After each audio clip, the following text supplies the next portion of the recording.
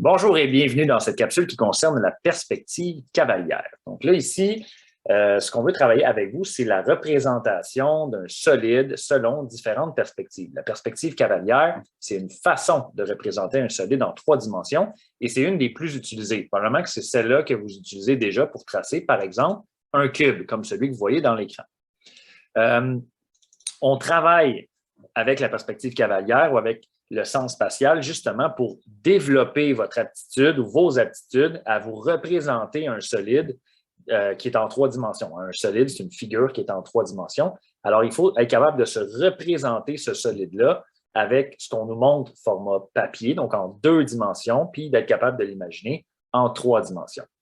Alors, on y va avec la perspective cavalière, dans laquelle, bien, ce qu'on nous présente en premier, la face frontale, c'est une face qui n'est pas déformée par rapport à la réalité. Dans l'exemple, vous avez un cube, et ce cube-là, il est formé de 6 carrés, et ce qu'on nous présente, la face frontale, c'est un carré. C'est un vrai carré. Okay? Ce n'est pas un rectangle déformé, c'est vraiment un carré. Ensuite, les petites lignes qui partent vers l'arrière, donc qui montrent la perspective. Donc, par exemple, celle-là ici, moi, je vais juste passer par-dessus finalement.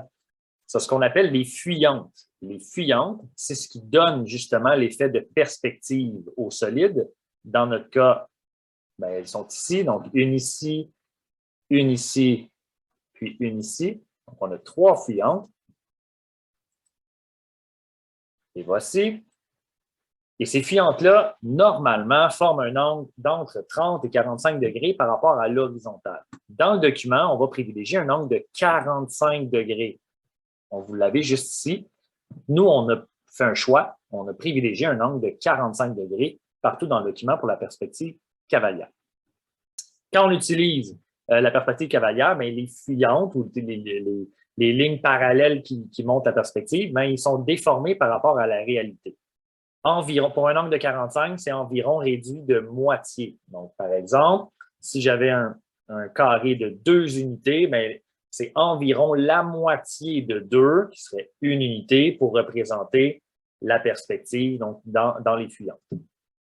Alors, allons-y tout de suite avec l'exemple 1 dans lequel on nous demande de construire un cube à l'aide de la perspective cavalière. Ici, on vous a donné une petite procédure. Elle n'est pas obligatoire.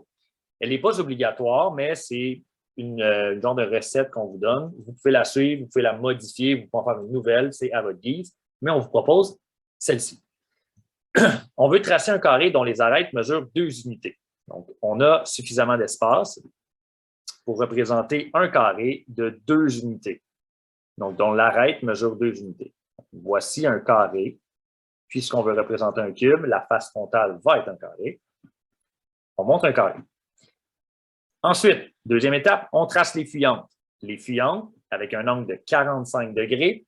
Dans votre document, c'est assez simple, 45 degrés. On tasse le picot, on monte le picot, ça fait 45 degrés. Alors, on a une fuyante ici. Pardon. Une fuyante ici, une fuyante ici, et c'est tout. Dernière étape, l'étape 3, on relie les fuyantes pour compléter le cube. Vous voyez que le cube est presque terminé. On relie les fuyantes donc pour compléter notre cube et ça va donner un cube comme celui-ci. Vous remarquez ici qu'on ne trace pas les lignes pointillées. Donc, normalement, quand on travaille en 3D, les arêtes qui sont invisibles, donc par rapport à notre perspective, ce qu'on ne peut pas voir, mais qui est là, on le trace en pointillé. Ici, on ne le fera pas. Pour la simple et bonne raison qu'on, dans les prochains exercices, les prochaines pages de votre document, on va vous demander de faire des assemblages de cubes. Donc, plusieurs cubes qui vont être superposés, par exemple, ou juxtaposés. Là, si on commence à tracer toutes les lignes pointillées, ça va être difficile à voir et ça va être un peu une catastrophe, tout ça. Alors, on ne va pas représenter les lignes pointillées, mais il faut que vous sachiez qu'elles existent quand même. Donc, on a des arêtes là, qui complètent le cube à l'arrière ou en dessous, là, ce qu'on ne voit pas à l'écran. Alors, voici ce qui complète l'exemple 1.